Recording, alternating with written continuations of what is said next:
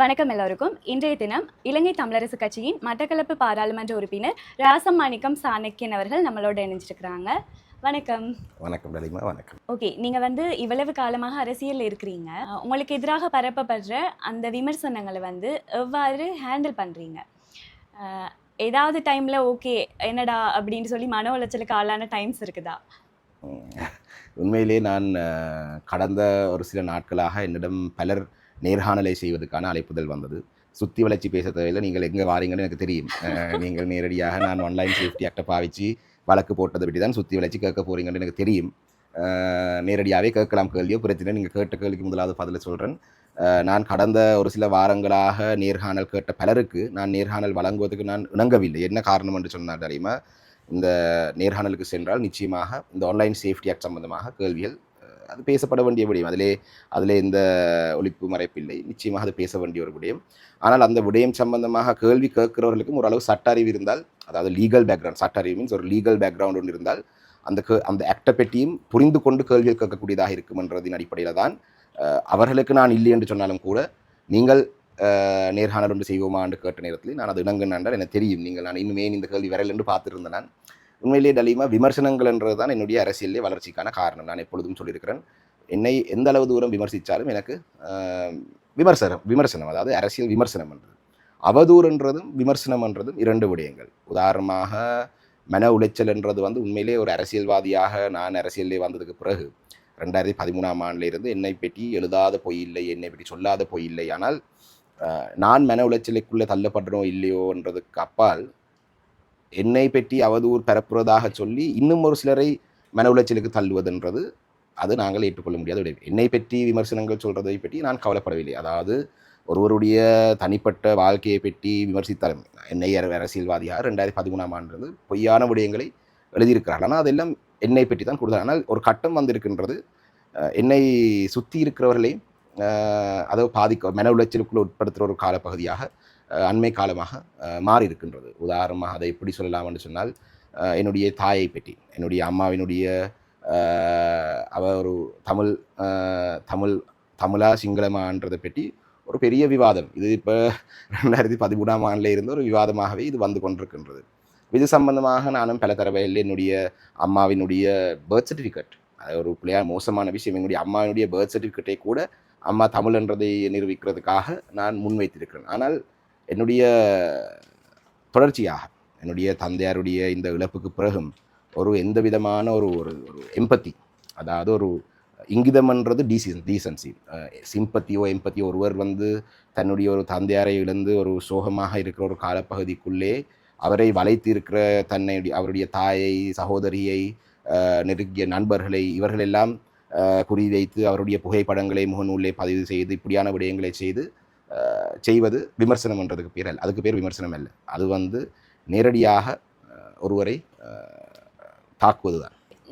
இந்த டைமில் அவதூறுகள், உங்களுக்கு எதிராக நிறைய அவதூறுகள் பரப்பப்பட்டு கொண்டு இருக்குது எவ்ரிடே. அதனால் நீங்கள் ஆன்லைன் சேஃப்டி ஆக்டுக்கு கீழே இப்போ வழக்கு தாக்கல் செஞ்சுருக்கீங்கன்னு சொல்கிறாங்க. ஓகே, அதில் எத்தனை நபர்களுக்கு எதிராக வழக்கு தாக்கல் செஞ்சுருக்கிறீங்க? கொழும்பு மேஜிஸ்ட்ரேட் கோர்ட்டில் நீங்கள் பண்ணியிருக்கீங்கன்னு சொல்லியிருக்காங்க. அதற்கான காரணம் என்ன?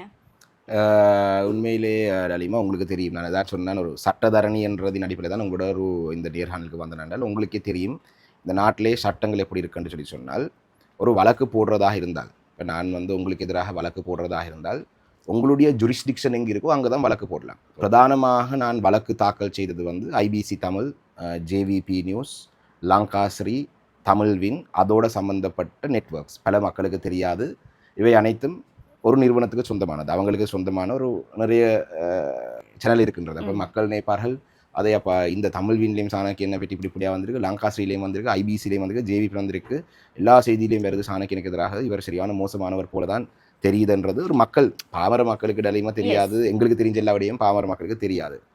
அந்த ஐபிசி தமிழ் அவங்களுடைய அந்த அந்த அந்த நிறுவனத்துடைய தலைமைச் செயலகம், அவங்களுடைய அலுவலகம் கொழும்பு பென்னன்லே தான் பதிவு செய்யப்பட்டிருக்கு. அப்போ கொழும்பு பென்னன்லே பதிவு செய்யப்பட்டன்னு சொன்னால் அந்த நீதிமன்றத்துக்குரிய அந்த ஜுரிஸ்டிக்ஷன் கொழும்பு ஃபோர்ட் மேஜிஸ்ட்ரேட்டுக்கு தான் அந்த ஜுரிஸ்டிக்ஷன் வரும். அதனால தான் அந்த வழக்கு நான் கொழும்புலே போட வேண்டியதாக வந்தது. இது முதலாவது விஷயம். இரண்டாவது விஷயம், எத்தனை பேருக்கு வழக்கு போட்டதுன்னு சொல்லி சொன்னால் எனக்கு சரியான எண்ணிக்கை என்னுடன் இப்போ இல்லை. அதிலே வழக்காளிகள் என்று சொல்லி சொன்னால் அதிலே வந்து உள்வாங்கப்பட்டவர்கள் வந்து ஐபிசியினுடைய சேர்மன், டிரெக்டர்ஸ். நான் கூடுதலான விஷயம் நீதிமன்றத்தில் ஒரு வழக்கு இருக்கும் பொழுது பேச முடியாது. ஆனால் chairman, board of directors, manager, அதே நேரத்திலே சிலருக்கு வழக்கு போடப்பட்டது எப்படின்னு சொல்லி சொன்னால் அறியுமா, அவதூறு பரப்புறதுன்றது வந்து 2 வகையாக செய்யலாம். அப்போ நீங்கள் அதிலே சில காணொலிகளை நான் உங்களுக்கு பிறகு அனுப்பி விடுறேன். அதில் பார்த்தீங்கன்னு சொன்னால் ஒரு உதாரணமாக சொல்லுவோம். சாணக்கியன் அவர்கள் 400 மில்லியன் ரூபா ரணில் விக்ரமசிங்கடன் வாங்கி அதிலே ஒரு மைதானம் செய்வதாக சொல்லி அதிலே காசு கொள்ளையடிச்சிருக்கிறார் அண்டு அது வந்து ஒரு விமர்சனம் அல்ல. அது ஒரு நேரடியாக வந்து என்னுடைய நட்பேருக்கு களங்கம் ஏற்படுத்தும் வகையான ஒரு செய்தி. அப்போ இதிலே ஏன் ஐபிசிக்கு எதிராக போட வேண்டியதாக வந்ததுன்னு சொல்லி சொன்னால், அதிலே நேர்காணல் என்ற பேரிலே ஒரு ஊடகவியலாளர் வந்து தொடர்ச்சியாக, இது ஒன்றில்லை, நான் ஒரு ஒரு உதாரணமாக இதை சொல்லணும். ஒரு நேர்காணல் என்ற பேரிலே ஒருவரை அழைத்து அவரை வைத்து எண்ணெய் பெட்டி பொய்யான கருத்துக்களை சொல்லுவது. சாணக்கியன் இப்படி காணி போட்டோர், இதில் இத்தனை வீதம் கமிஷன் வாங்கினோர்னு சொல்லி சொன்னால், இதிலே வழக்கு போடுறதுக்கு வந்து சிலர் கேட்கலாம், ஏன் நீங்கள் டெஃபமேஷன் போடலை, அதாவது சிவில் டெஃபமேஷன் போட்டிருக்கலாம் தானே என்று கேட்கலாம். மினிமம் 3 years எடுக்கும் அந்த வழக்கு விசாரணை கெடுப்படுறதுக்கு. அது வழக்கு முடிகிறதுக்கு சில 10-15 ஆண்டுகள் போகும். அந்த 10-15 ஆண்டுகள் போகும் வரைக்கும் அவர் சொன்ன அந்த கருத்து உண்மை என்ற நிலைப்பாட்டிலே தான் இருக்கும். ஆனால் இந்த ஆன்லைன் சேஃப்டி ஆக்டின் ஊடாக வந்து இதிலே வடிவாக தெளிவாக விளங்கிக் கொள்ள வேண்டும். இந்த ஆன்லைன் சேஃப்டி ஆக்ட்ன்றது கொண்டு வரப்பட்ட பொழுது டலீமா இதை கடுமையாக எதிர்த்தவர்கள் நாங்கள் தான். இன்றும் இந்த ஆன்லைன் சேஃப்டி ஆக்டிலே இருக்கிறதை நாங்கள் எதிர்த்து கொண்டு தான் இருக்கிறோம். ஆனால் இதிலே சட்டம் தெரிந்தவர்களுக்கு மாத்திரம்தான் இதிலே உள்ளடக்கத்தை பற்றி தெரியும். என்னுடைய பாராளுமன்ற உரையிலே ஒரு பகுதியை இருந்தது நினைக்கிறேன். அந்த என்னுடைய உரை எத்தனை நிமிடங்கள் இருந்ததோ தெரியாது, 10-15 நிமிடங்களுக்கு அதிகமான ஒரு பாராளுமன்ற உரையை ஆற்றிருந்தேன் இந்த ஆன்லைன் சேஃப்டி ஆக்டை பற்றி. அதிலே மிக தெளிவாக நாங்கள் சொன்னாங்கள், இந்த ஆன்லைன் சேஃப்டி ஆக்டிலே இருக்கிற பிரதானமாக நாங்கள் எதிர்த்த விடயம் இந்த online safety commission. Online safety commission என்று சொன்னால் எப்படி அது அமையும் என்று சொல்லி சொன்னால், ஒரு அமைச்சர், அதாவது பொது பாதுகாப்பு அமைச்சர் வந்து 5 பேரை அந்த ஆன்லைன் சேஃப்டி கமிஷனுக்கு நியமிப்பார்கள். அந்த ஒரு முறைப்பாடு செய்தால் ஆன்லைன் சேஃப்டி ஆக்டின் ஊடாக அந்த 5 பேர் கொண்ட குழுவுக்கு முன்பு தான் அந்த அந்த புகார் இல்லாட்டி அந்த கம்ப்ளைண்ட் போகும். அவர்கள் முடிவெடுப்பார்கள் இது சரியா பிள்ளையாண்டு. இதை நாங்கள் அன்றும் எதிர்க்கிறோம், இன்றும் எதிர்க்கிறோம். ஏனென்றால் அந்த ஆன்லைன் சேஃப்டி கமிஷனுக்கு அமைச்சர் இல்லாட்டி அமைச்சர் ஜனாதிபதி நியமிக்கிற பேர்களை கான்ஸ்டிடியூஷனல் கவுன்சில் பரிந்துரை செய்த பிறகு நீதிமன்றத்தினுடைய பொறுப்புகளை, நீதிமன்றத்தில் இருக்கிற அதிகாரங்களை ஒரு 5 பேரிடம் ஒப்படைக்கிறதுக்கு நாங்கள் அன்றும் எதிர்ப்பு தான், இன்றும் எதிர்ப்பு தான். ஆனால் ஆன்லைன் சேஃப்டி ஆக்டில் வந்து உங்களுக்கு தெரியும், அந்த நேரத்தில் எங்களுடைய சிவில் பிரதிநிதிகள் சார்பாக நீதிமன்றத்துக்கு சென்றவர்கள் ஒருவர் எங்களுடைய வாதாடினவர் எங்களுடைய கௌரவ சுமந்திரன் ஐயா அவர்கள். அவர் வந்து அவருடைய வாதத்திலேயே முன்வைத்து கடைசியாக அவருடைய உரையை நீங்கள் பார்த்தீங்கன்னு சொல்லி சொன்னால், ஆன்லைன் சேஃப்டி ஆக்ட் வரும் பொழுது சுப்ரீம் கோர்ட் டிட்டர்மினேஷன், நீதிமன்றத்தால் வழங்கப்பட்ட அந்த டிட்டர்மினேஷனுக்கு அமைவாக இந்த ஆன்லைன் சேஃப்டி ஆக்டை பாஸ் பண்ண சொல்லி தான் அவருடைய உரையிலையும் அவர் சொல்லியிருக்கிறார். அப்போ இதிலே இப்பொழுது ஆன்லைன் சேஃப்டி கமிஷன் என்று ஒன்று அமைக்கல. ஆனால் ஆக்டில் இன்னொரு பகுதி ஒன்று இருக்குது. நீங்கள் நேரடியாக ஒரு ப்ரைவேட் பிளைண்டாக நீங்கள் நீதிமன்றத்துக்கு முன்பு போகலாம். நான் என்ன செய்திருக்கிறேன்னு சொல்லி சொன்னால், நான் நேரடியாக நீதிமன்றத்துக்கு முன்பாக தான் சென்றிருக்கிறேன். நான் இந்த கமிஷனுக்கு முன்பாக போகல. அப்போ நீதிமன்றத்துக்கு முன்பாக நான் போவது வந்து தவறு என்று யாரும் சொன்னால், இதில் நான் சொல்ல வரேன் விட, இப்போ இந்த அவதூறு பரப்புறவர்களுக்கு டிஃபமேஷனில் போட்டால் அது 15 ஆண்டுகளோ 10 ஆண்டுகளோ 20 ஆண்டுகள் போகும்.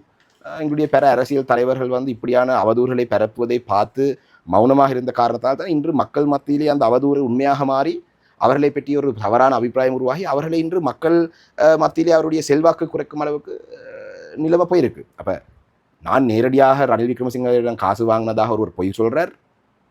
அவரை நான் கொண்டே பொய் அவதூறு பரப்புவதற்கு எதிராக நான் வழக்கு வைத்திருக்கிறேன். இப்பொழுது அவங்கள் பொய் சொல்லவில்லை என்று சொன்னால், நான் 400 மில்லியன் கொள்ளையடிச்சென்று சொல்லி சொல்கிறதுக்கான அந்த ஆதாரங்களை கொண்டு அவங்க சொன்னதை ப்ரூவ் பண்ணால், the owners to prove it is now on them. அவங்க அதை ப்ரூவ் பண்ணுவாங்களேன்னு சொல்லி சொன்னால் இந்த வழக்கு அதோடு அவங்களுக்கு பாதிப்பு இல்லை. அப்போ அவங்க பொய் சொல்லியிருக்கிறாங்களேன்னு சொல்லி சொன்னால் அவங்களுக்கு இப்பயும் ஒரு ஆப்ஷன் இருக்குது, நீதிமன்றத்துக்கு வரலாம். நானே அதுக்கான ஃபெசிலிட்டேட் பண்ணி தரேன்னு சொல்லியிருக்கிறேன். நானே அவங்களுக்கு தேவையான சட்ட சிலவை கொடுக்குறேன். நான் சொல்லியிருக்கிறேன் பலருக்கு, நீங்கள் வாங்க, நீங்கள் பொய் சொன்னீங்கன்றது இணங்குங்க, நீதிமன்றத்தில் நாங்கள் இனி எதிர்காலத்தில் இப்படியான பொய்களை நான் சொல்ல மாட்டேன்னு சொன்னால் அண்டியோடு அவர்களை நாங்கள் வழக்கிலிருந்து விடுவிக்க தயார். ஆனால் ஐபிசிக்கு எதிராக ஏன் போடப்பட்டது, அதில் ஐபிசியோட இது எப்படி இவர்கள் சம்மந்தப்படுறாருன்னு சொன்னார் அறிமை, இது ஒரு கோஆர்டினேட்டட் எஃபர்ட். அந்த நேர்காணல் காண்றவர் வந்து எனக்கு எதிராக கருத்து சொல்ல விரும்பியவர்களை தேடி அவர்களை நேர்காணல் செய்து அதிலே பொய்களை சொல்வது. இப்போ இந்த 400 மில்லியன் ரூபாய் பற்றி சொன்னது ஒரு அப்படியான ஒரு உதாரணம். இன்னொரு உதாரணம் ஒன்று சொல்கிறேன். இதுதான் சொல்கிறாங்க, இது அரசியல் விமர்சனம் ஒன்று. உதாரணமாக ஒரு நேர்காணல் ஒன்று இருக்குது. வாகரை பிரதேச சபையிலே தமிழரசு கட்சி ஆட்சிக்கு வரக்கூடாது என்று பிள்ளையானுடன் சேர்ந்து தமிழ் மக்கள் விடுதலை புலிகளுடன் சேர்ந்து டீல் ஒன்றை செய்து சாணக்கியன் வாகரை பிரதேச சபையை தோற்கடிக்க வைத்தார். இது முழுக்க முழுக்க பொய்யும் அவதூறும். இதிலே விமர்சனம் என்றால் எப்படி இருக்கும்? சாணக்கியன் இன்னும் அதிகமாக முயற்சிகளை எடுத்திருந்தால் வாகரை பிரதேச சபையை தமிழரசு கட்சி ஆட்சியிலே பிடித்திருக்கலாம். சாணக்கியனுடைய செயல்பாடுகளை போதாது, சாணக்கியன் இன்னும் இந்த கட்சியுடன் பேசி இன்னும் ஒரு வியூகம் ஒன்றை அமைத்திருக்கலாம் என்று சொன்னால் அது விமர்சனம்.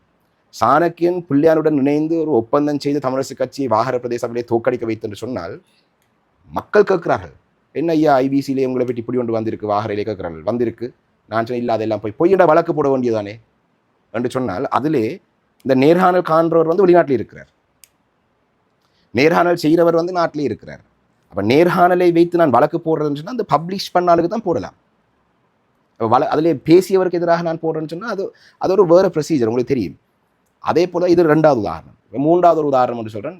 சாணக்கியனுடைய உறவினர்கள், நான் யாரென்று சொல்லல, உறவினர்கள் இஸ்லாமிய சகோதரர்களுடன் தொடர்புலே இருக்கிறார்கள் என்று சொன்னால் அது ஒரு புலியான ஒரு இன்ஃபர்மேஷன் எப்படி என்று சொல்லி நான் என்னுடைய யாரோ நெருங்கிய உறவினர்கள் இஸ்லாமியர்களை திருமணம் செய்திருக்கலாம், அவங்களுடன் புலியான உறவுகளில் இருந்திருக்கலாம். அதனால தான் சாணக்கியன் ஒரு முஸ்லீம் கலப்படம் கொண்டு வருவர். இப்போ இது நான் எத்தனை பேருக்கு போய் சொல்கிறது? இது இன்னொரு வகையான பொய். அடுத்த ஒரு பொய், சாணக்கியன் மட்டக்களப்பு மாவட்டத்திலே அரசுக்கு சொந்தமான காணிகளை பிடித்து அடைத்து வைத்திருக்கேன். நான் காசு கொடுத்து வாங்கின காணி. அப்போ இந்த காணிகள் நான் அரசாங்கத்தில் காணியை நான் அடைச்சி வச்சிருக்கேன்னு சொல்லி ஒரு அவதூறை பரப்புனால் மக்களுக்கு நான் போகும் பொழுது மக்கள் சொல்ல பொய்யண்டா வழக்கு போடுங்க. அப்படி நீங்க காணியை பிடிச்சி வச்சிருந்தாலும் அது அரசாங்கம் விட்டு வைக்குமா? முதலாவது அதான் பிரச்சனை. அடுத்தது இன்னொரு விஷயம், இன்னும் 5வது விஷயம், சாணக்கியன் திருமணம் செய்து விட்டார். இலங்கையில் தென்னிலங்கையில் இருக்கிற ஒரு அமைச்சருடைய மகளை சாணக்கியன் திருமணம் செய்திருக்கிறான்னு சொல்லி நான் ஒரு திருமண வைபவத்தில் கலந்த பொழுது என்னுடைய நண்பருடைய மாப்பிள தோழனாக நான் இருந்த பொழுது ஒரு புகைப்படத்தை எடுத்து இன்னொருவருடைய மனைவியையும் என்னையும் வெட்டி அவர்களுக்கு ஒரு பேரலையும் கொடுத்து திருமணம் செய்தன்னு சொல்லி ஊடகத்திலே பரப்பும் பொழுது என்னுடைய நண்பர் எனக்கு தொலைபேசி அழைப்பு எடுக்கிறார். இது மிகவும் மோசமான விஷயம், என்னுடைய மனைவியையும் உங்களையும் வைத்து இப்படி புகைப்படங்களை போடுறார்கள், நீங்கள் ஏன் இதுக்கு எதுவும் செய்வீர்கள் இல்லை என்று கேட்டால் இதிலே நான் என்ன செய்வது? இது அரசியல் விமர்சனமா? சாணக்கியன் இன்னும் திருமணம் செய்யாமல் இருக்கிறார், இன்ன பரம்பரை அதிகரிக்கின்ற சாணக்கியனை போன்றோல் திருமணம் செய்து குழந்தைகளை பெற்றுக்கொள்ள வேண்டும் என்றதுனால் அது விமர்சனம். ஆனால் இப்படி நான் அடுக்கடுக்காக சொல்லிட்டு போகலாம். இது தலிமா ஒரு கோஆர்டினேட்டட் மட்ஸ்லிங்கிங் மிஸ்இன்ஃபர்மேஷன் ஸ்ப்ரெடிங் எஃபர்ட்.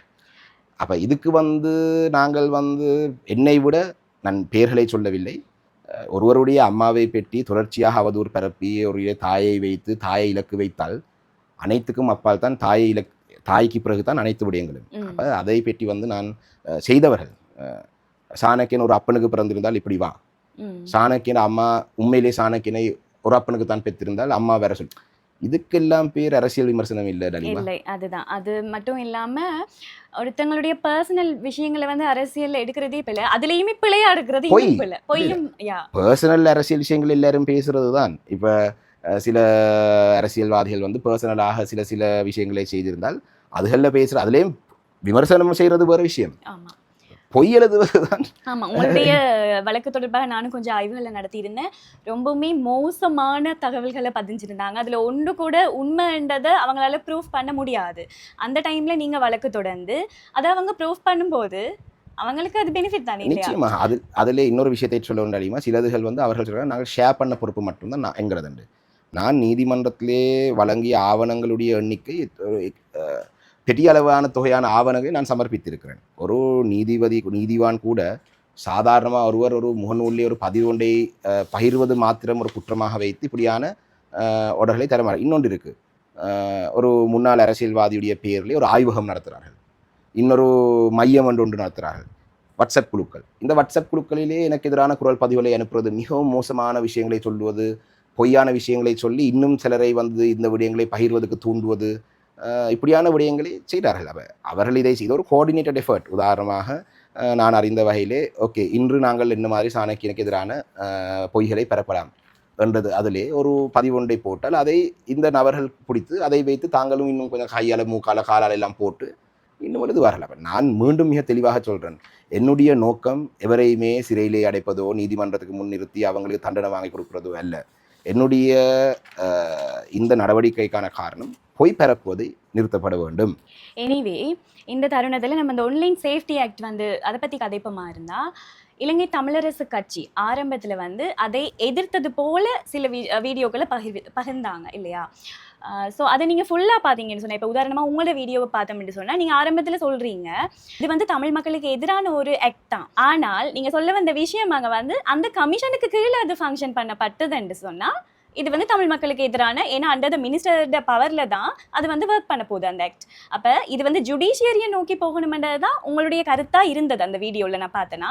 ஆனால் அதை வந்து ஹாஃபாக கட் பண்ணி போட்டு இது வந்து தமிழ் மக்களுக்கு எதிரான ஒரு ஆக்டண்டு நீங்கள் சொன்ன விஷயங்களை மட்டுமே அவங்க போட்டிருந்தாங்க. ஸோ இது வந்து சாதாரண மக்களுக்கு இடையிலே பரப்பப்படும் போது அப்போ சாணக்கியன் இப்படி ஆரம்பத்தில் சொன்னவர், ஆனால் இப்போ அவரே அதற்கு எதிரான ஒரு வழக்கை தாக்கல் பண்ணியிருக்கிறாருன்னு ஒரு பிழையான புரிதலை தான் மக்களுக்கு உருவாகும். ஆனால் அந்த வீடியோவில் நான் பார்த்தேன் ஃபுல்லாக நீங்கள் வந்து இந்த ஆக்ட் வந்து தமிழ் மக்களுக்கு எதிராக சில விஷயங்களை உள்ளடக்கி இருக்குது. அதில் குறிப்பாக நீங்கள் குறிப்பிடுற விஷயம் என்னென்னா, அந்த கமிஷனுக்கு கீழே அது செயற்படும் போது அது கமிஷன் அந்த மினிஸ்டருக்கு வந்து ஓவரான பவரை கொடுக்கறதால நீங்கள் அப்படி சொல்லியிருக்கீங்க. ஸோ இந்த விளக்கம் வந்து இவங்களுக்கு இல்லை. இன்னொன்று வந்து உங்களுடைய மட்டக்களப்பு பாராளுமன்ற உறுப்பினர் இன்னொருவரையே இன்றைக்கு நினைக்கிறேன் நேற்றைய பாராளுமன்ற ஸ்பீச்சில் சொல்லியிருக்கிறாங்க, இலங்கை தமிழரசு கட்சி இது ஆரம்பத்தில் ரொம்பவுமே எதிர்த்த கட்சி அப்படின்னு சொல்லியிருக்காங்க. இந்த ஆன்லைன் சேஃப்டி ஆக்டை வந்து ரொம்பவுமே எதிர்த்திருக்கோம் அப்படின்றத சொல்லியிருக்காங்க. அப்போ அவங்களுக்கு கூட, அவங்களுமே பார்லிமெண்ட்ல தான் இருக்கிறாங்க, அவங்களுக்கு கூட என்ன சொல்ல வாரீங்க, இந்த கமிஷனுக்கு கீழே இயங்குறது தான் இங்க பிள்ளைன்றதான் தமிழரசு கட்சி எதிர்க்குது. ஓகே, இப்போ நீங்க சொல்ல வந்ததும் அதுதானே, கமிஷனுக்கு கீழே இயங்கும் போது அது வந்து பிழையாகத்தான் வழிநடத்தும், தமிழ் மக்களுக்கு எதிரான ஒரு ஆக்ட்ன்றதை தான் நீங்களும் சொல்ல வாரீங்க.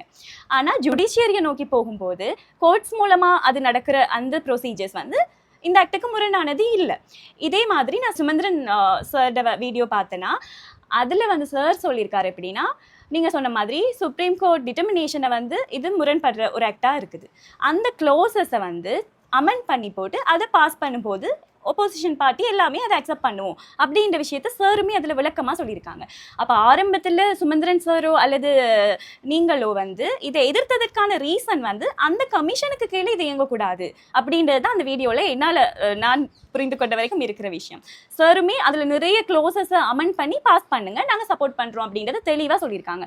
ஸோ இதில் வந்து இலங்கை தமிழரசு கட்சி வந்து ஆன்லைன் சேஃப்டி ஆக்டுக்கு எதிரானது இல்லை, அதை வடிவாக விளங்கிக் கொள்ளணும். அவங்க அந்த கமிஷனுக்கு கீழே இயங்குற அந்த முறைமையை தான் எதிர்க்கிறாங்களே தவிர ஜுடிஷியரிக்கு கீழே இந்த விஷயங்கள் கொண்டு போகும்போது இந்த ஆக்டின் மூலமாக கேஸ் ஃபைல் பண்ணி படும்போது ஜுடிஷியரி அதுக்கான தீர்வுகளை கொடுக்கும்போது அதுக்கு அவங்க ஆதரவு தெரிவிக்கிறாங்க அப்படின்ற விஷயத்த நம்ம இங்கே சொல்லிக்கொள்ளலாம். இன்னொரு விஷயம் வந்து இந்த ஆக்டில் நான் கோத்ரூ பண்ண வரைக்குமே ஒரு ஃபால்ஸ் ஸ்டேட்மெண்ட்டை முன்வைக்கிறது, ப்ரொஹிபிட்டட் ஸ்டேட்மெண்ட்டை முன்வைக்கிறது, ஒரு ஆன்லைனில் இருந்து கொண்டு ஃபேக் ஐடியாவில் கிரியேட் பண்ணிக்கொண்டு அதன் மூலமாக பொய்களை வந்து பரப்புறது வந்து கடுமையான க்ரைமாக தான் இதில் பார்க்கப்படுது. அதுபடி உங்களுக்கு வந்து செக்ஷன் 20 அமைவாக உங்கள் மேலே அந்த பதிக்கப்பட்ட கருத்துக்கள் எல்லாமே சரியான ஃபோல்ஸ் ஸ்டேட்மெண்ட்ஸாக தான், ப்ரொஹிபிட்டட் ஸ்டேட்மெண்ட்ஸாக தான் அந்த ஆக்டுக்கு கீழே இருக்குது. அதுவும் இல்லாமல் நீங்கள் வந்து செக்ஷன் 24க்கு கீழே கண்டிஷனல் ஆர்டரில் அதை வந்து ஸ்டாப் பண்ணுறதுக்கான நிபந்தனையை தான் நீங்கள் கேட்டிருக்கீங்க. ஆனால் அதையும் விட அதில் எவ்வளோ ஃபைன் இருக்குது, எவ்வளோ சிறை தண்டனைகள் இருக்குது, அதை நீங்கள் கேட்க இல்லை. அந்த விஷயத்தை நம்ம இதில் கிளியர் பண்ணிக்கொள்ளணும். ஸோ நீங்கள் ஒன்லி வந்து அதை வந்து பரப்புறதை, அந்த பொய்யான தகவல்களை வந்து பரப்புறதை ஸ்டாப் பண்ணுறதுக்கான ஒரு கண்டிஷனல் ஆர்டரை தான் இவங்க வந்து கோர்ட்டில் முன் வச்சிருக்கிறாங்க. நினைச்சிருந்தா அதுக்கு கீழே எத்தனையோ வருஷம் சிறை தண்டனை இருக்குது. ஒரே பர்சன் வந்து அதை திருப்பி ஷேர் பண்ணும்போது அவர்களுக்குரிய தண்டனை வந்து டபுள் ஆகிறதுக்கு கூட அதில் நிறைய க்ளோசஸ் இருக்குது. ஆனால் அப்படி ஒன்றுமே பண்ணாமல் தமிழ் மக்கள் என்ற ரீதியில் அவங்க உங்களுக்கு சார்பாக அந்த விஷயத்தில் கண்டிஷனல் ஆர்டர் படி உங்களை அதை ஸ்டாப் பண்ண தான் சொல்கிறாங்க. திருப்பி ஷேர் பண்ணாதீங்க அப்படின்ற விஷயத்தை தான் மிஸ்டர் சாணக்கியன் வந்து கோர்ட்ஸில் வந்து இப்போ கேஸ் ஃபைல் பண்ணியிருக்கிறாங்க. இதில் நீங்கள் சொன்னது அனைத்து விடயங்களும் சரியான விடயம். அதில் இன்னும் இரண்டு விடயங்களை நான் அதிலே இணைத்துக் கொள்ளாமல் நினைக்கிறேன். நீங்கள் சொன்னது போல் நான் சொன்ன என்னுடைய 2023ஆம் ஆண்டிலே அந்த உரையிலே பாதியை போட்டாலும் பரவாயில்லை, ஒரு நிமிடம் போன்ற ஒரு துண்டை தான் அதிலே மிக தெளிவாக சொல்கிறார்கள்.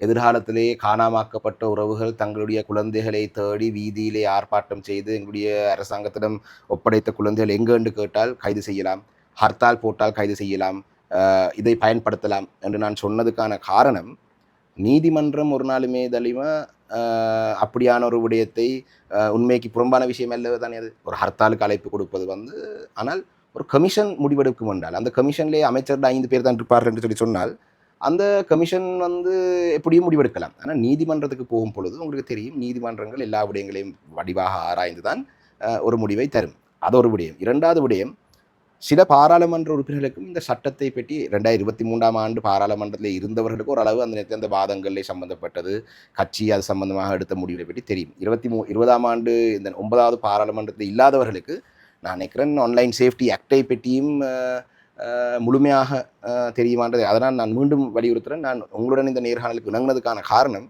இந்த ஆக்டை பற்றி ஓரளவு படித்து தெரிந்தவர்கள் என்று சொன்னால் இது சம்பந்தமாக நாங்கள் பேசலாம். அதே போல தான் நீங்கள் சொன்னால் நான் நிவாரணமாக கேட்டது நீதிமன்றத்துக்கு நான் சென்றதுக்கான காரணம் இதை நிறுத்துங்கள். நீங்கள் என்னை பற்றி அரசியல் விமர்சனம் விரும்பிய அளவு எழுதலாம். அரசியல் விமர்சனம் என்று சொல்கிறது வந்து எனக்கு எந்த ஒரு ஆட்சேபனையும் இல்லை. அதாவது சாணக்கியன் வந்து தமிழ் மக்கள் எதிர்பார்க்குற அரசியலில் ஈடுபடவில்லை, இல்லாட்டி சாணக்கியனுடைய உரையிலே இது பிள்ளையாக இருந்தது என்று சொன்னால் அதை ஏற்றுக்கொள்ளலாம். ஆனால் சாணக்கியனுக்கு மஹிந்த ராஜபக்ஷ நிதி கொடுத்து சாணக்கியன் தமிழரசு கட்சிக்குள்ளே அனுப்பப்பட்டோர் என்று சொன்னால் அதுக்கு பேர் விமர்சனம் அல்ல, அது பொய். சாணக்கியன் ஸ்ரீலங்கா சகோதர கட்சியிலே இணைந்து மஹிந்த ராஜபக்ஷோட அந்த கட்சியிலே செயல்பட்டு கொண்டு இருந்தவர் இப்போ தமிழரசு கட்சியில் இணைந்திருக்கிறாருன்னு சொன்னால் அது விமர்சனம் என்றால் அது உண்மை. இப்போ எனக்கு மஹிந்த ராஜபக்ஷ காசு கொடுத்து என்னை தமிழரசு கட்சிக்குள்ள அனுப்பணும்னு சொல்லி சொன்னால் அதுக்கு பேர் விமர்சனம் இல்லை, அது அவதூறு பொய். இது இத்தனை ஆண்டுகளாக நடக்குது. அப்போ இது எங்கேயாவது ஒரு இடத்துல இதுக்கு ஒரு முற்றுப்புள்ளி வைக்கணும். அதே போல தான் இந்த ஆன்லைன் சேஃப்டி ஆக்ட் கொண்டு வரும் பொழுது அடிமை இப்போ நீங்கள் ஒரு பெண் என்ற வகையிலே தெரியும், பெண்களுக்கு எதிரான ஆபாசமான வீடியோக்கள் ஃபோட்டோக்களை செய்து அதை முகநூலிலே பரப்பினால் அவர்களுக்கு தண்டனை கொடுக்க வேண்டுமா கொடுக்கக்கூடாதா? கொடுக்கத்தான் வேண்டும். பீனல் கோடின் கீழே அப்படியான ஆன்லைன் கிரைம்ஸுக்கான எந்த ஒரு ஏற்பாடும் இல்லை. என்றால் என்னுடைய பீனல் கோட் வந்து ஆன்லைன் பிரச்சனைகள் வர முதல் உருவாக்கப்பட்டது. அப்போ அந்த நேரத்திலே இந்த ஆன்லைன் சேஃப்டி ஆக்டின் ஊடாக இப்படியான ஒரு பெண்களுக்கு அவதூறு பரப்புவதற்கு எதிரான நடவடிக்கை எடுக்க வேண்டுமான்னு என்னட்ட யாரும் கேட்டால் நிச்சயமாக எடுக்க வேண்டும். உங்களுடைய பெண்ணில் ஆணுக்கும் தான் இப்போ எங்களுக்கு அப்படி தான் நடக்குது. திருமணம் செய்கிறதுக்கு யாரையும் தேடி போனால் இப்போ சொல்வார், இன்னும் உங்களுக்கு 8 தரம் திருமணம் ஆகிவிட்டதுன்னு எங்களுக்கும் பாதிப்பு வரலாம், அது வேறு விஷயம். அது பெண்களுக்கு நேரடியாக இப்படியான பல பாதிப்புகள் வரக்கூடிய ஒரு விடயங்கள். அப்போ இதிலே நான் மீண்டும் சொல்கிறேன், நான் நிவாரணமாக கேட்டது டலிமா சொன்னது போல 5 வருடங்களில் இருந்து எத்தனை வருடங்கள் வரைக்கும் சிறை தண்டனை கொடுக்க சொல்லி கேட்கலாம். இவர்களுக்கு எதிராக வந்து பொருளாதார ரீதியான இழப்பீடுகள் நான் கேட்கலாம். நான் அது எதுவுமே கேட்கல. நான் கேட்டது நீங்கள் உண்மை என்று சொல்லி சொன்னால் ஓகே, நான் சாணக்கியன் 400 மில்லியன் ரணில்கிட்ட வாங்கி அதில் ஊழல் செய்திருக்கிறாருன்னு சொல்லி உங்கள்கிட்ட ஆதாரம் இருந்தால் நீங்கள் ஆதாரங்களை நீதிமன்றத்தை கொண்டு தாங்க, என்னை குற்றவாளியாக நான் வந்து ஏற்றுக்கொள்கிறேன். நீதிமன்றம் எப்பயுமே உண்மைக்கு புறமா செயற்படாது, அதுல எந்த மாற்றமும் இல்லை. ஸோ அவருக்கு எதிராக நீங்க பரப்பி இருக்கிற இந்த ஃபேக் என்ன சொல்ற ஸ்டேட்மெண்ட்ஸ்க்கு வந்து நீங்க ப்ரூஃப் பண்ணுவீங்களா இருந்தா, அவர் உண்மையிலேயே 400 மில்லியன்ல அவர் கொள்ளை அடித்திருந்தா அதை நீங்க ப்ரூஃப் பண்ணுங்க. உங்களுக்கு வந்து நீதிமன்றத்தில் உண்மையிலேயே ஒரு உங்களுக்கான சார்பான முடிவு தான் கிடைக்கும். நீங்க வந்து அதை ப்ரூஃப் பண்ணுவீங்களா இருந்தா அதான் அதோண்டு மற்றது இன்னொன்று என்னென்னு சொன்னால், சிலாக்கள் என்னென்னு சொல்லி சொன்னால் அவங்க 10 குற்றங்களை செய்திருக்கலாம். உதாரணமாக வாட்ஸ்அப் குழுவிலே வந்து என்னை பற்றி மிகவும் மோசமான, என்னுடைய குடும்பத்தை பற்றி மிகவும் மோசமான குரல் பதிவுகளை போட்டிருப்பார்கள். நான் வழக்கிலே வந்து அதுகளையும் கொடுத்திருக்கிறேன். அதே நேரத்திலே அவங்க சில நேரங்களிலே வந்து அரசியல் விமர்சனங்கள் வந்ததையும் பகிர்ந்திருக்கிறாங்க. உதாரணமாக வாட்ஸ்அப் குழுக்குள்ளே அவதூறான செய்திகளை குரல் பதிவாக பதிவு செய்தும் இருக்கிறாங்க. தங்களுடைய சொந்த முகநூலிலே எனக்கு எதிராக வந்து அரசியல் விமர்சனத்தை பகிர்ந்தும் இருக்கிறாங்க. இப்போ நான் அவர்களுக்கு எதிராக வழக்கு போட்டிருக்கேன்னு சொல்லி சொன்னால் அதிலே அவதூறு பரப்புறதுக்கு எதிராகத்தான் நான் வழக்கு போட்டிருக்கேன். அவர்கள் சிலர் இப்போ சொல்கிறார்கள், பாருங்க இது ஒரு அரசியல் விமர்சனம் மாத்திரம் தானே, இந்த அரசியல் விமர்சனத்துக்கு சாணக்கியனுக்கு அப்படி இல்லை.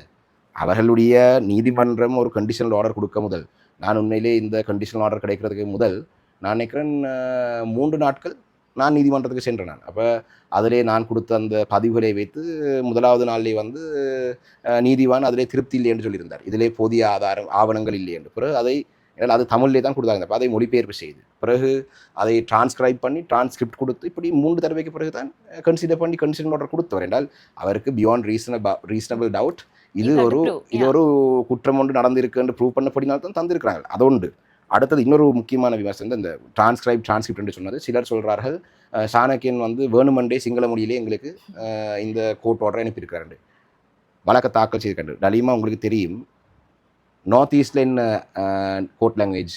தமிழ். நார்த் ஈஸ்ட்டுக்கு வழியில் சிங்களம். அப்போ ஐபிசி தலைமைச் செயலகம் எங்க இருக்கு? கொழும்புல இருக்கு. அப்ப ஐபிசிக்கு அந்த நீதிமன்றத்துக்கான அந்த ஜூரிஸ்டிக்ஷன் எங்க இருக்கு? ஜூரிஸ்டிக்ஷன் எங்க இருக்கு? ஜூரிஸ்டிக்ஷன் கொழும்பு. அப்ப நான் எங்க வழக்கு போடலாம் ஐபிசிக்கு எதிராக? கொழும்புல. அப்ப கொழும்புல கோர்ட் லாங்குவேஜ் என்ன? சிங்களம். அப்ப நீதிமன்றத்துல நான் எந்த மொழியில கொடுக்கணும்? கட்டாயம் சிங்களத்துல தான் அனுப்புவாங்க. அப்ப நான் என்ன செய்யறது? இப்ப இதிலே வந்து அவங்களுடைய சட்டத்தரணிகளும் வந்து எனக்கு தெரியாது யார் அவங்களுடைய சட்டதாரணி என்று சொல்லி. உண்மையிலே அவங்களுடைய சட்டதாரணிக்கும் நான் சில அனுபவம் இல்லையா? ஆமா, அத கூட ஒரு இதா தான் பரப்பி இருந்தாங்க. பொய்யான ஃபேக் ஸ்டேட்மெண்ட்டா பரப்பி இருந்தாங்க. சாணக்கியன் வந்து சிங்களத்துல வந்து கோர்ட்ஸ் இதுகள அனுப்பியிருக்கு அப்படின்றது. அது உண்மையிலேயே கொலம்புல நீங்க எங்க கோர்ட்ஸ்ல ஃபைல் பண்ணாலுமே நீங்க சிங்களத்துல தான் உங்களுக்கு வரும். அதுல எந்த மாற்றமும் இல்ல. அவரோட மெயின் ரீசன் ஐபிசி இங்க போடணும்ன்றதுக்காக அவர் ஜூரிஸ்டிக்ஷன் கொலம்புன்றதுக்காக அவங்களோட ஜூரிஸ்டிக்ஷன் கொலம்புன்றதுக்காக அப்படி ஃபைல் பண்ணும்போது அது கோர்ட்ஸ்ல இருந்தே சிங்களத்துல தான் போகும். அதுல நீங்க வந்து அப்படின்னா நீங்க கோர்ட்ஸுக்கு எதிராக தான். இல்ல அது மட்டும் இல்ல. இதுல இன்னொரு விஷயம் என்னன்னா, நான் அந்த அவங்களுடைய சட்டத்தரணிகளுக்கு அந்த வழக்கு சம்பந்தமான ஆவணங்கள் சிங்களத்துல வந்திருக்கின்றால் அவங்க ஒரு மோஷனை ஃபைல் பண்ணி டிரான்ஸ்லேஷன் கேட்டிருந்தால் தமிழ் டிரான்ஸ்லேஷன் கிடைச்சிருக்கும். தமிழ் டிரான்ஸ்லேஷன் கோர்ட்ஸ் சரியான ஒரு சட்டத்தரணியூடாக அவங்க கேட்டிருந்தால் அது கிடைச்சிருக்கும். இரண்டாவது விடயம் இன்னொரு அவதூறு ஒன்றை பரப்பியிருந்தார்கள். சாணக்கியன் வந்து கடந்த வழக்கு திகதி அன்று நீதிமன்றத்துக்கு வராமல் விட்டு தான் வழக்கு பிற்போடப்பட்டது. அப்படி இல்லை, நீதிமன்றத்திலே அந்த அவர்களுக்கு சார்பாக ஆஜராகின அந்த சட்டத்தாரணி நான் நினைக்கிறேன் அந்த ப்ரிலிமினரி ஆப்ஜெக்ஷன்ஸுக்கு வந்து ஓரலாக வாய் மூலம் சப்மிஷன் செய்கிறதுக்கு அதை வாய் மூலம் சப்மிஷன் செய்ய வைக்கிறேன். நீதிவான் சொல்லியிருக்கிற இல்லை ரிட்டன் சப்மிஷன் செய்ய வேணும். இப்போ ரிட்டன் சப்மிஷன் செய்யாமல் அவங்க ஓரல் ஆப்ஜெக்ஷன் எடுக்க போனதால தான் இந்த டிலே. அப்போ இந்த வழக்கு சம்பந்தம் நான் இப்போ மீண்டும் சொல்கிறேன், எனக்கு எதிராக பொய்யான அவதூறு பரப்பு ஒரு சிலர் இப்போவுமே என்னோட நம்பிக்கை தொடர்படுத்திருக்கிறாங்க. தாங்கள் பொய்யை பரப்புவதற்கு மன்னிப்பு கோர்றோம், நேரடியாக உங்களை வந்து சந்தித்து நாங்கள் அந்த மன்னிப்பு கோர்றோம். அவர்களுக்கு நான் சொல்லியிருக்கிறேன், அடுத்த வழக்கு தேதி அன்று அவங்க இணங்கினால் நான் இப்போ நாளைய தினம் மறுதினம் மற்றவர்கள் நிற்பேன் வந்து சந்தித்தால் அவங்க இணங்கினால் அவங்களுக்கு வந்து நீதிமன்றத்துக்கு அவங்க ஒரு அண்டர்டேக்கிங் அதாவது ஒரு உத்தரவாதம் கொடுக்க வேண்டும். நாங்கள் இவருக்கு எதிராக பொய்யான அவதூறான பரப்புகளை செய்திகளை பரப்பியதை நாங்கள் அளிக்கிறோம், ஃபேஸ்புக்கில் பதிவு செய்திருந்தால் அதை டிலீட் பண்ணுறோம். எதிர்காலத்தில் நான் வந்து இவருக்கு எதிரான பொய்யான செய்திகள் எதுவுமே விமர்சனம் இல்லை பொய்யான செய்திகள் எதுவுமே நான் பரப்ப மாட்டேன்னு சொல்லி சொன்னால் அந்த விடயத்தை நீதிமன்றத்துக்கு சட்டத்தரணிகள் ஊடாக அவர்கள் ஆஜராகி அவர்களை இந்த வழக்கிலிருந்து விடுவிக்கிறதுக்கு தேவையான சகல செலவுகளையும் கொழும்புக்கு சென்று வர வேண்டும் என்று சொன்னால் அதுக்கு தேவையான போக்குவரத்து செலவுகளையும் நான் தயார். என்னுடைய நோக்கம் இவர்களை பழிவாங்குவது அல்ல. என்னுடைய நோக்கம் இது எனக்கு எதிரான அவதூறுகளை பரப்பி இன்னும் பலரைய மன உளைச்சலுக்குள்ளாக்கி இன்னும் பலருடைய பொது வாழ்விலே வந்து பிரச்சனை உருவாகாமல் இருக்கும். இன்னொன்று வந்து ஃபேக் ஐடி. இப்போ நான் பேர் குறிப்பிடையில் அனாமதையான பெயர்களை வைத்துக்கொண்டு கணக்குகளை வைத்து எழுதுவது. அதிலே அந்த அனாமதையான கணக்குகளை முகம் பேர் இல்லாத அந்த ப்ரொஃபைல்களை பார்த்தால் அதிலே வந்து சிலதிலே வந்து 21 நண்பர்கள் 6 நண்பர்கள் 5 நண்பர்கள் அந்த முகநூல் கணக்குகளை வைத்து கொண்டு இருக்கிறது. இப்போ உதாரணமாக ஐபிசி நிறுவனம் ஊடாக என்னை பற்றி ஒரு பொய்யான செய்தி வருது, அது முகநூலிலே பகிரப்படுது. அதை முகநூலிலே பகிர்ந்து ஒரு 10 நிமிடங்களுக்குள்ளே அதுக்கு கீழே என்னை பற்றி இன்னும் மோசமாக கருத்தில் எழுதுறதுக்கு 20 போலி முகநூல் கணக்குகளை வைத்து எழுதுவார்கள். இது ஒரு தொழிலாக செய்கிறாங்களா இல்லாட்டி நிதி கொடுத்து செய்கிறாங்களா எனக்குண்டா தெரியாது. ஆனால் இந்த இடத்துல இன்னொரு விஷயம் என்னன்னா, இந்த ஆன்லைன் சேஃப்டி ஆக்டுக்கு கீழே கோர்ட்டோட ஆர்டர் மூலமாக அந்த ஃபேக் அக்கௌண்ட்ஸை கண்டுபிடிக்கிறதுக்கான வழிமுறைகளுமே இருக்குது. நீங்க அதுக்காக அவங்க கூகுளுக்கு எதிராக வழக்கு தொடர கூட முடியும், கோர்ட்ஸ் ஆர்டர் அவங்க தந்தாங்களா இருந்தா. என்னென்னு சொன்னா இது வந்து யூடியூப், ஃபேஸ்புக், கூகுள் இதுக்கு கீழே அவங்க என்னத்த வலைதளங்கள்ல பதிவிட்டாலுமே கூட இப்போ நீங்கள் கண்டிஷனல் ஆர்டர் கொடுக்குறீங்க, குறிப்பிட்ட நபர் வந்து அதை டிலீட் பண்ணலை, தொடர்ந்து அதை போஸ்ட் பண்ணிக்கொண்டே தான் இருக்குது அப்படின்னா அது கோர்ட்ஸ் கடைசியில் அவங்க டிசைட் பண்ணுவாங்க. அப்படி இல்லையா அந்த இன்டிமீடியரி அந்த வெப்சைட்ஸுகளை அவங்க ஃபைன் பண்ணி அந்த அக்கௌண்ட்ஸுகளை பிளாக் பண்ணுறதுக்கான உரிமையுமே இங்கே வந்து கோர்ட்ஸுக்கு இருக்குது. அப்படி அவங்க கூட செய்யலண்டா இப்போ யூடியூப் நிறுவனம் வந்து அதை ஊக்குவிக்குது அப்படின்னு சொன்னால் அவங்களுக்கு எதிராகவுமே கிட்டத்தட்ட 10 மில்லியன்லேருந்து நீதிமன்றத்தால் அந்த ஃபைன் அவங்க சார்ஜ் பண்ணலாம் இல்லையா. ஸோ இப்படி உண்டு. அடுத்தது ISP, internet service provider. So இதுக்கு கீழே டயலாக், மொபிட்டல் அப்படியான வலைத்தளங்களுக்கு கூட இவங்க வந்து கேஸ் ஃபைல் பண்ணி இதை ரிமூவ் பண்ணுறதுக்கான நடவடிக்கையில் ஈடுபட சொல்லலாம். சரியா. இது இவ்வாறான நிறைய விஷயங்கள் இந்த ஃபேக் அக்கௌண்ட்ஸை கண்டுபிடிச்சி அவங்கள பிளாக் பண்ணுறதுக்கு கூட இந்த ஆக்டில் வந்து இடம் இருக்குது. எனிவே அதில் ஒரு விஷயத்தை நான் சேர்த்துக்கொள்கிறேன். நீதிமன்றம் நேரடியாக ஃபேஸ்புக்கு வந்து அந்த கண்டிஷனல் ஆர்டரை அனுப்பியிருக்கிறார்கள், நேரடியாக அனுப்பியிருக்கிறார்கள் லீகல் டிபார்ட்மெண்ட்டுக்கு. இருந்த போதும் நான் தற்பொழுது ஒரு நேரடியாக இன்னொரு சர்வதேச ரீதியான இந்த விவகாரங்களை கையாளக்கூடிய ஒருவரை என்றால் ஃபேஸ்புக் நிறுவனம் வந்து இலங்கையிலே பதிவு செய்யப்படாத ஒரு நிறுவனம், அவங்களுடைய பதிவு எங்கே இருக்கோ அவர்களுடன் பேசி இந்த முகநூல் கணக்குகளை சம்பந்தமான நடவடிக்கை எடுக்கிறதுக்கான நடவடிக்கை எடுக்கணும். அதே போல தான் நீங்கள் சொன்னது போல் இந்த கண்டிஷனல் ஆர்டர் அதாவது இடைக்கால தடை உத்தரவு இருக்கிற காலப்பகுதியிலேயும் ஒரு சிலர் நான் நீதிமன்றத்துக்கு சென்றது போல அவர்களுக்கு எதிராக நான் இனி வந்து ஆன்லைன் சேஃப்டி ஆக்டில் போட இல்லை, இனி கண்டெம்ட் ஆஃப் கோர்ட். வாரம் வந்து ஒரு சிலருடைய பதிவுகளை நான் எடுத்திருக்கிறேன். நான் மற்றளவுக்கு போன பிறகு அவங்க அடுத்த ஒரு சில நாட்டில் நிற்பேன். போன பிறகு அவங்க வந்து அதை வாபஸ் வாங்குவாங்களா இருந்தால் பிரச்சனை இல்லை. அப்படி இல்லை என்று சொன்னால் அடுத்தது வந்து நீதிமன்றங்களை அவமதித்த குற்றத்தின் கீழே அடுத்த வழக்கு நான் போடுவேன். ஓகே, நான் மீண்டும் சொல்கிறேன், என்னை பற்றி அரசியல் விமர்சனங்கள் நீங்கள் விரும்பிய அளவு எழுதலாம். உங்களுக்கு தெரியும், சிலர் வந்து எனக்கு இந்த நூடுல்ஸ் சாணக்கியன், மல்லி நூடுல்ஸ், மல்லி சிக்கன் நூடுல்ஸ், நூடுல்ஸ் மண்டையா, நான் அதை தேடினேன். நான் நீங்க இதுல இருக்குமா அப்படின்னு நீங்க அதுக்கான எந்த ஒரு கேஸுமே ஃபைல் பண்ணல. ஏனென்றால் அது வந்து ஒருவர் வந்து ஒரு கிரியேட்டிவா, நான் உண்மையாக பாராட்டினேன். உண்மையாக சரியான மேகி சிக்கன் நூடுல்ஸ் மாதிரி மல்லி சிக்கன் நூடுல்ஸ் பார்த்து நான் சிரிச்சு போட்டு விட்டேன். அதை பார்த்துட்டு நான் சிரிச்சு போட்டு விட்டேனானே தவிர நான் அவங்களுக்கு எதிராக வழக்கு போடல. என்னுடைய தாய், என்னுடைய சகோதரிகள், என்னுடைய உறவினர்கள், நான் அதே போல தான் சில விஷயங்களை வந்து நாங்கள் நடவடிக்கை எடுக்காவிட்டால் மக்கள் நினைப்பார்கள், பாமர மக்கள் நினைப்பார்கள், சாணக்கியன் பேசாமல் இருக்கிறார், இதில் எல்லாம் சாணக்கியனுக்கு பங்கு இருக்கு போல. அந்த என்னை பற்றி ஒரு புலையான பிம்பத்தை இவர்கள் உருவாக்குறதுக்கு நான் இடமளிக்க போவதில்லை. எஸ். அடுத்தது இந்த ஆக்டில் வந்து என்ன சொல்லியிருக்காங்கன்றது லைட்டாக ஒரு கரு சொல்லி வரேன்னா, ப்ரியாம்பிளில் வந்து சொல்லியிருக்காங்க, ஒன்லைனில் ப்ரொஹிபிட்டட் ஸ்டேட்மெண்ட்ஸை மக்களுக்கு வந்து பாதிப்பு ஏற்படும் வகையில் வந்து பகிர்றதே வந்து பிள்ளைன்னு சொல்லியிருக்காங்க. இன்னொன்று வந்து ஆன்லைன் அக்கௌண்ட்ஸ் மற்றும் ஃபேக் அக்கௌண்ட்ஸில் போலியான தவறான தகவல்களை பரப்புவதை கட்டுப்படுத்துறதுக்காகவும் தான் இந்த ஆக்ட் வந்து உருவாக்கப்பட்டிருக்குன்னு சொல்லியிருக்காங்க. அடுத்தது வந்து தவறான தகவல்கள் பரவ பயன்படுத்தப்படுற வெப்சைட்டுமே, அந்த ஆன்லைன் வெப்சைட்டுமே வந்து இந்த ஆக்டின் கீழே கண்ட்ரோல் பண்ணப்படும்னு சொல்லியிருக்காங்க. அது மட்டும் இல்லாமல் நீதித்துறையை அவங்களோட நியாயத்தன்மையை கேள்விக்குட்படுத்துகிற வகையில் ஏதாவது ஒரு பதிவை நீங்கள் போடுவீங்களா இருந்தால் கூட இந்த ஆக்டுக்கு கீழே நீங்கள் வருவீங்க. அடுத்தது national security, public order, public health போன்ற விஷயங்களுக்கு எதிரான ஒரு ஃபேக் ஸ்டேட்மெண்ட்ஸை நீங்கள் பரப்புவீங்களா இருந்தால் அதுக்கு கூட நீங்கள் வந்து இந்த ஆக்டுக்கு கீழே சார்ஜ் பண்ணப்படுவீங்க. இங்கே கலவரங்கள் நடக்குது தானே, அதாவது இந்த ஆர்ப்பாட்டங்கள் நடக்குது தானே, நீதிமன்றம் நேரடியாக நீங்கள் என்னத்துக்கு ஆர்ப்பாட்டம் நடத்துறீங்க என்ற விஷயத்தை கருத்தில் கொள்ளும். அவங்க வந்து நேர்மையான வழியில், நீதியான வழியில் உங்களுக்கு ஒரு முடிவை தருவாங்க. ஆனா இந்த ஆக்டுக்கு கீழே இந்த கமிஷன் வந்து செயற்படுமா இருந்தா உடனடியாகவே அந்த ஆர்ப்பாட்டத்தில் உள்ளவங்களை கைது செய்து அவங்களோட இந்த மினிஸ்டர் வந்து அந்த பவர்ஸை கையில் எடுத்து மேபி ஆர்பிட்ரரியா செயற்படுறதுக்கான அந்த சான்சஸ் இருக்குது. ஆனா ஸ்ரீலங்காவில் இந்த ஆக்டுக்கு கீழே இன்னுமே அந்த கமிஷன் ஃபார்ம் பண்ணப்படல.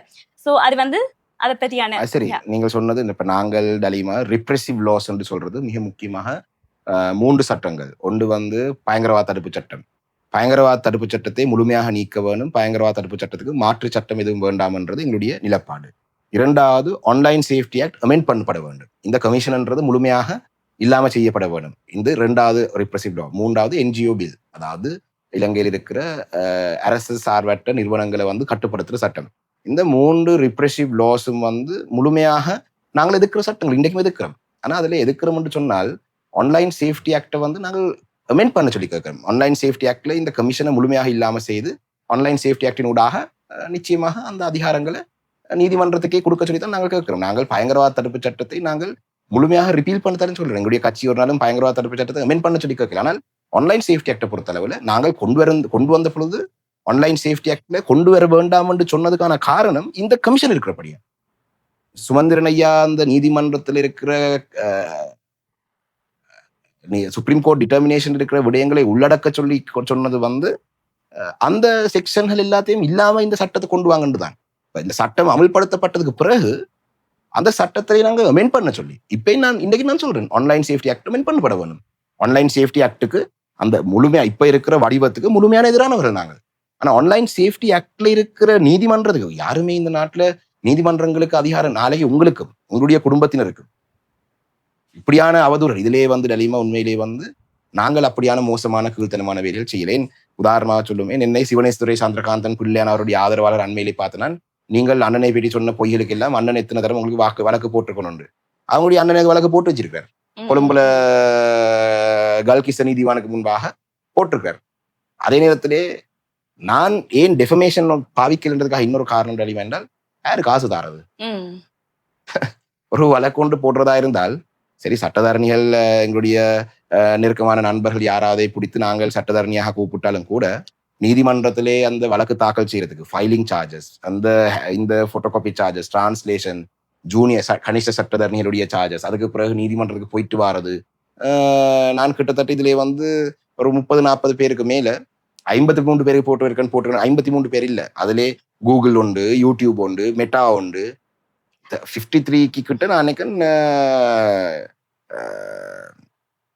பேரை நேம் பண்ணியிருக்கிறேன். அது இண்டிவிஜுவல்ஸ் மாத்திரமே இல்லை, அதுலேயே ஐபிசியிலே வேலை செய்கிற ஆக்களும் ஒரு 4-5-6 பேருக்கிட்ட இருக்கிறாங்க. தனிநபர்கள் சொன்னால் ஒரு குறிப்பிட்ட அளவு ஆக்கள் தான் போட்டிருக்கிறாங்க. அவர்கள் சிலர் சொல்றார்கள் சொந்த கட்சிக்காரனுக்கு எதிராக வழக்கு போட்டு. இதிலே அவதூறு பெறப்படுறது நான் நினைக்கிறேன் சாதாரணமாக படித்த பொதுவாக பொது அறிவுள்ள படிப்பு என்றதையும் தாண்டி பொது அறிவுள்ள ஒரு காமன் சென்ஸ் உள்ளவர்கள் ஏற்றுக்கொள்வார்கள். இது ஒரு அவதூறு பரப்புவதற்கு ஒரு நல்ல ஒரு பாடமாக அமையும். அடுத்தது நம்மளுடைய தமிழ் சமூகம் இந்த ஆக்ட் பேச்சு சுதந்திரத்தை கண்ட்ரோல் பண்ணுது அப்படின்னு சொல்றாங்க. ஆனா என்ன பொறுத்த வரைக்கும் இல்ல. நீங்க பேச்சு சுதந்திரம் என்றது இதை எப்படி விளங்கி கொண்டிருக்கீங்க அப்படின்றது தெரியல. கான்ஸ்டிடியூஷன் ஆர்டிகல் 14 1க்கு கீழே கருத்து சுதந்திரம் பற்றி சொல்லி இருக்குது.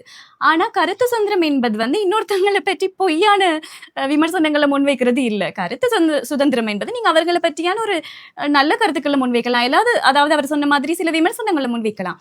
ஆனால் கருத்து சுதந்திரம் என்ற பேர்ல ஒருத்தங்களை இன்னுமே பாதிப்புக்குள்ளாக்குற மாதிரி ஃபால்ஸான ஸ்டேட்மெண்ட்டை முன்னோக்கி வைக்கிறது கருத்து சுதந்திரம் இல்ல. சோ இந்த ஆக்டுக்கு கீழே நீங்க சரியான விஷயங்களை முன்வைக்கும் போது நீங்க எந்த விஷயத்துக்கு கீழேயுமே கமிட் பண்ணப்பட மாட்டீங்க, இந்த ஒஃபென்ஸுக்கும் இல்லையா?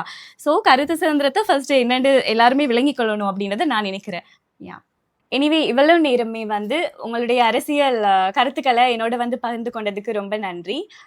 நன்றி டலிமா. நான் நினைக்கிறேன் நீங்களும் ஒரு இளம் சட்டத்தரணி, தொடர்ந்தும் எங்களுடைய கட்சியிலேயும் நீங்கள் ஒரு தேர்தலிலே போட்டி போட்டு நீங்கள் உண்மையிலே எங்களுடைய ஒரு குறுகிய காலத்துக்குள்ளே உங்களுக்கு கிடைத்த வாக்குகளும் நான் நினைக்கிறேன் இளைஞர்களை யுவதிகளை தமிழ் மக்கள் எதிர்பார்க்கிறாள்ன்றதுக்கான ஒரு சான்றாகவே அமையும். மன்னர் மாவட்டத்திலே நான் நினைக்கிறேன் தேர்தலையும் கூட நீங்க ஒரு 2 மாதங்கள் களத்திலே நின்று நான் நினைக்கிறேன் எத்தனையோ வருடங்கள் தசாப்தங்கள் அரசியலில் ஈடுபட்ட தலைவர்களுக்கு சமனாக ஆசனம் கிடைக்காவிட்டாலும் கட்சிக்கு ஒரு ஆசனம் தான் கிடைத்தது. ஆனால் உங்களுடைய வாக்குகள் விருப்பு வாக்குகள் உண்மையிலேயே ஒரு பாராட்ட வேண்டிய விடயம். அதே போலதான் அரசியல் அடுத்த கட்டங்கள் நகரும் வரைக்கும் நீங்கள் உங்களுடைய சட்டத்துறையிலே நீங்கள் தொடர்ந்து செயல்பட்டு கொண்டிருக்கிறீர்கள். அதே போலதான் சமூகத்திலேயும் இப்படியான ஆரோக்கியமான கருத்துக்களை சொல்லி ஒரு அரசியல் விழிப்புணர்வை ஏற்படுத்துவதற்கு நீங்களும் நான் நினைக்கிறேன் ஒரு இணைய வழி ஊடாக நீங்கள் எடுக்கிற முயற்சிக்கும் உண்மையிலே நான் பாராட்டுறேன், உங்களை வாழ்த்துறேன்.